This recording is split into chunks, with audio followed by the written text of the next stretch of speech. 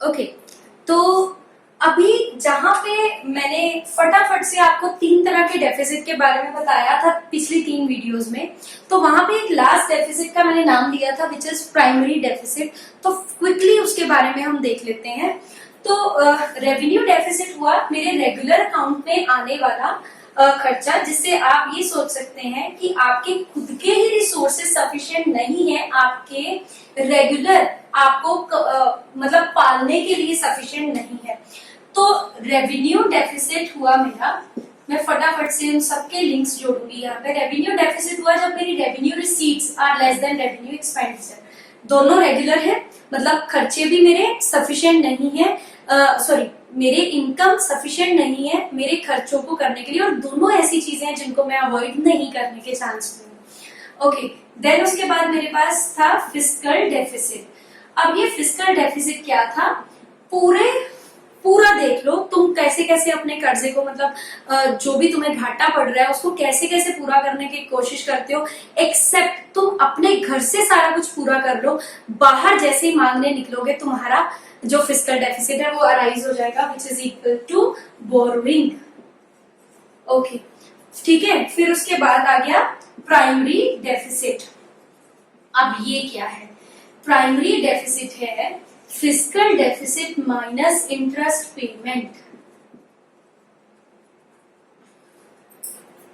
मतलब आपने, या मैं इसको लिखूं बोरोइंग्स माइनस इंटरेस्ट पेमेंट, तो इसका मतलब ये प्राइमरी डेफिसिट क्या है, ये चेक करता है कि क्या आप किस पर्पस के लिए बोरो कर रहे हो।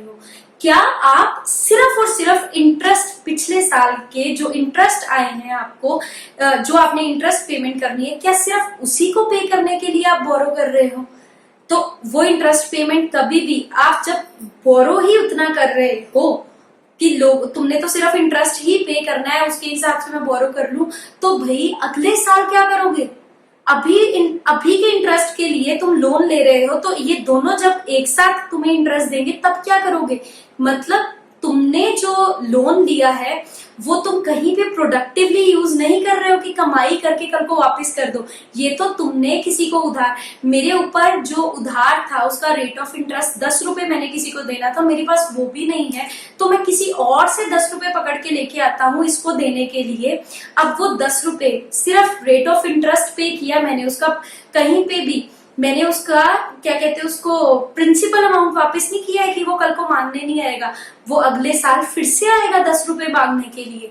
अब मैंने उसको 10 रुपए अभी दे के बेच दिया, जिससे 10 रुपए लिए हैं उसको भी 2 रुपए अगर मैंने ब्याज देना है, तो अगले साल मेरे को 12 रुपए देने हैं उसको वापस।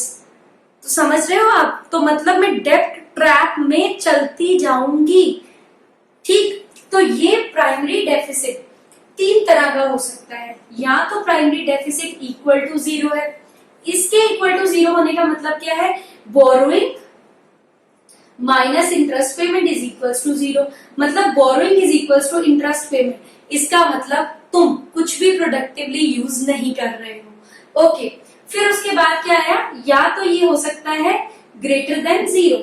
ग्रेटर देन 0 मतलब बी माइनस इंटरेस्ट पेमेंट, बोरो जितना कर रही हो माइनस जितनी मेरे को इंटरेस्ट पेमेंट करनी है, दैट इज ग्रेटर देन 0, या फिर borrowing is greater than interest payment. मतलब कि तुम्हारी इंटरेस्ट पेमेंट जो है वो कम है, तुम उससे ज्यादा बोरो कर रहे हो। मतलब मेरे को 10 रुपए किसी को इंटरेस्ट देना है और मैं बोरो कर रहा हूँ 50 रुपए, तो 40 रुपए में कहीं ना कहीं प्रोडक्टिवली यूज करने के चांसेस है मेरे। ओके, तीसरा है इससे कम, मतलब पीडी इज लेस देन 0। तो पीडी लेस देन 0 का मतलब क्या हो गया, मैं बोरो इंटरेस्ट पेमेंट से भी कम कर रही हूँ, मेरे पास इतनी कैपेबिलिटी ही नहीं बची। अगर मैं सिर्फ इंटरेस्ट के लिए ही लोन हर बार उठाती जाऊंगी तो मेरे पास एक टाइम ऐसा आएगा कि मेरे पास तो लोन लेने की भी कैपेबिलिटी नहीं बचेगी।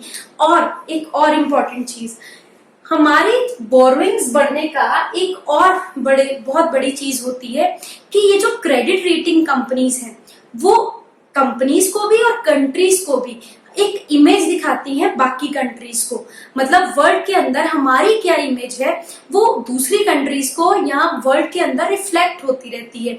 जितना ज्यादा आप लोन लेते रहते हो आपकी कंट्री की रेटिंग उतनी नीचे जाती रहती है, तो आपकी कंट्री के अंदर कोई भी इन्वेस्ट करने के मूड में नहीं रहेगा, तो आपकी डिग्रेडेशन होनी शुरू हो जाएगी। इसीलिए अगर हमारी कंट्री बोरो करती जाएगी और उसको प्रोडक्टिवली यूज नहीं करेगी तो वर्ल्ड के अंदर उसकी इमेज गिरती जाएगी। उस इमेज के गिरने का असर हम सब के ऊपर पड़ेगा, क्योंकि हमारी कंट्री की जो परचेजिंग पावर है वो गिरती जाएगी, कोई इंटरेस्टेड नहीं होगा हमारी कंट्री के अंदर। ओके, तो ये हुआ ये प्राइमरी डेफिसिट जो तीसरी तरह का डेफिसिट है। अब एक और चीज आप सोचिए इसके बारे में कि एक तरफ हुआ रेवेन्यू डेफिसिट और एक तरफ हुआ फिस्कल डेफिसिट और प्राइमरी डेफिसिट, कैपिटल डेफिसिट क्यों नहीं होता? सोचिए इसके बारे में, क्योंकि आप मुझे कमेंट सेक्शन में ये सोच के बताइए कि वो क्यों नहीं होता डेफिसिट के अंदर। तो अगर कहीं पे भी आपको क्वेरी है, अगर आपको ये कॉन्सेप्ट बड़े अच्छे से समझ लगा है, तो डेफिनेटली हो सकता है आपको कोई ना कोई एक क्वेरी हो, तो आप कमेंट्स में पूछिए जरूर। Thank you.